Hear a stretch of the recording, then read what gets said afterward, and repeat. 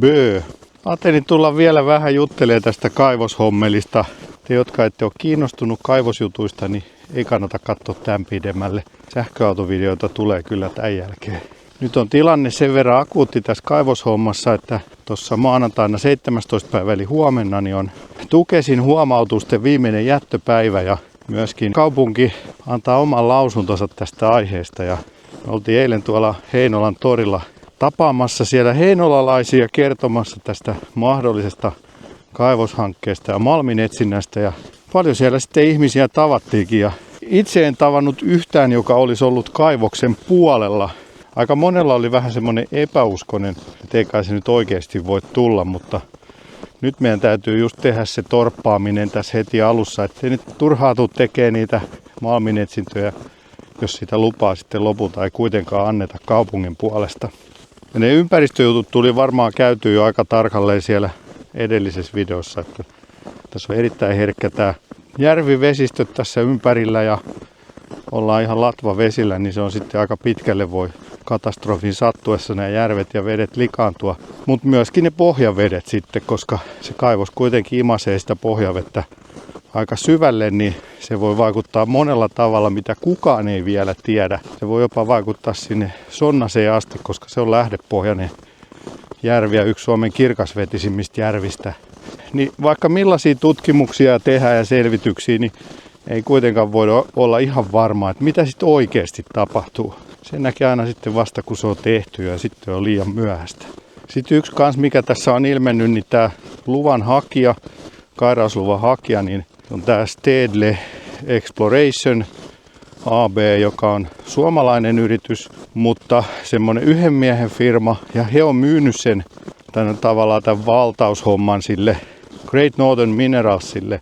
Ja oikeastaan kun kaivoslakia tutkii, niin siellähän tämän valtauksen siirtäminen toiselle yhtiölle ei ole mahdollistakaan. Eli siinä voi olla, että vähän niin kuin kaivoslakia jo venytellään siinä kohti.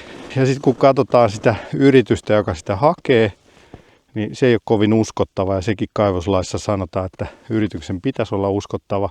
Tällä isommalla Great Northern Minerals Ltd:llä, niin heillä on liikevaihtoa vaan sellainen 2 miljoonaa Australian dollaria vuodessa. Ja juuri saamamme tiedon mukaan yrityksen toimitusjohtaja on eronnut joulukuussa.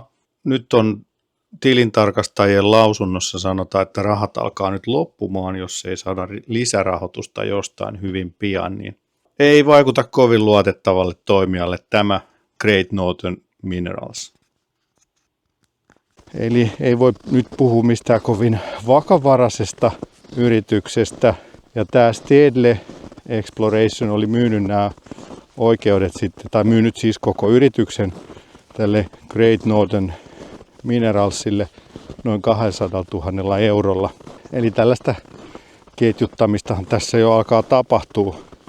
Ja sitten toinen juttu se, että Great Northern Mineralsin oman ilmoituksen mukaan he on ottanut kaarnanäytteitä puista. Sekin on jo vähän niin kuin jokaisen eli entisten jokamiesten oikeuksien vastasta. Eli tässä on jo pari juttua, minkä takia tämä on niin kuin vähän laiton homma. Mutta ehkä pahin tässä on se, että se malminetsinnästä tuleva se kairaussoija, eli se semmoinen muju, mitä siitä tulee, kun porataan niitä reikiä, niin siinä tarvitaan jo sellaisia lisäaineita, jotka voi olla vaarallisia luonnolle. Plus se soija muutenkin voi olla vaarallista, ja sitten kun se jää sinne pintavesien kuljetettavaksi, niin se voi jo vaarantaa näitä pieniä järviä.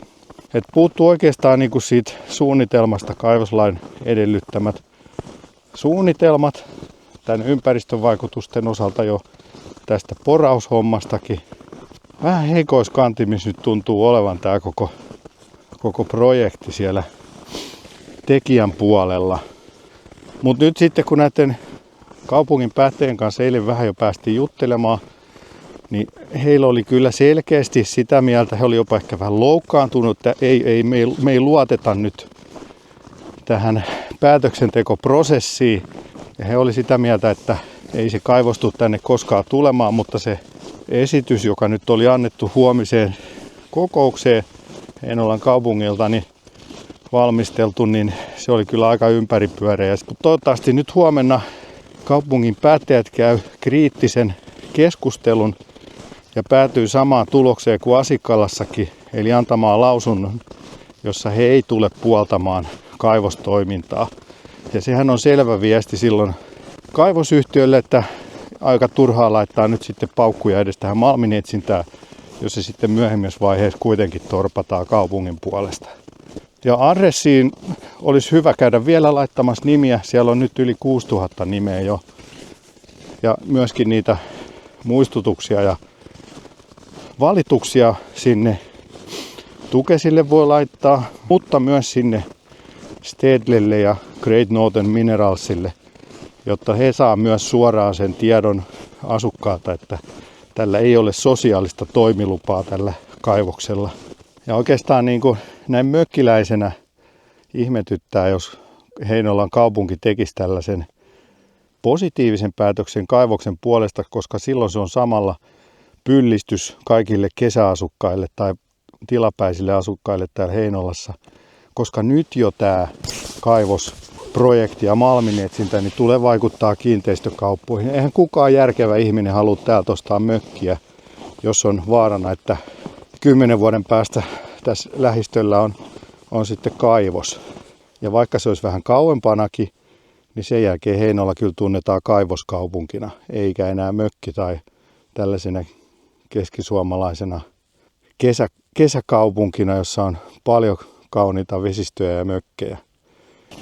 Varmasti se tulovirta olisi ihan hyvä sinne kaupungille, en epäile hetkeäkään, mutta ehkä siihen voisi nyt kehitellä jotain muutakin, vaikka tuplataan sitten mökkikaavoitusten määrä täällä järvien rannoilla, niin saadaan lisää näitä kesäasukkaita tänne ja tilapäistä asutusta. Ja mahdollisesti vaikka annetaan lupa muuttaa näitä vapaa-ajan asuntoja sitten vakituisiksi asunnoiksi, niin silloin saadaan sitten lisää näitä täysvuotisia veronmaksajia.